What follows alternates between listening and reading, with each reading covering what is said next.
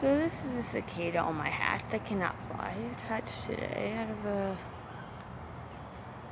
Well, it transformed from one of those locust shells and came out of that into the cicada. So you can see its wings. Cannot seem to straighten yet. But he seems to really like me. It's a gold and green coloring. Very pretty. And then this is my caterpillar on my shoulder. Here you go. There. Right there.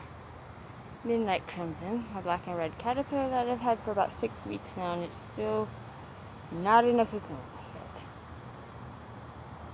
And he's one of the fastest caterpillar that walks a lot. Pretty fast, but right now he's just chilling in my chokers. The cicada. Cicada has a message for everyone, but what are you trying to say, huh?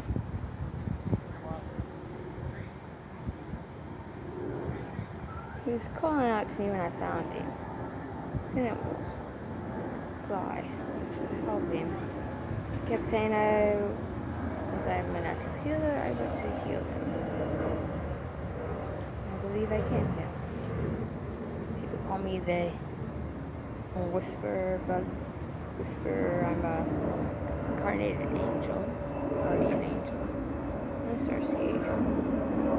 My name is Mary. I'm actually playing.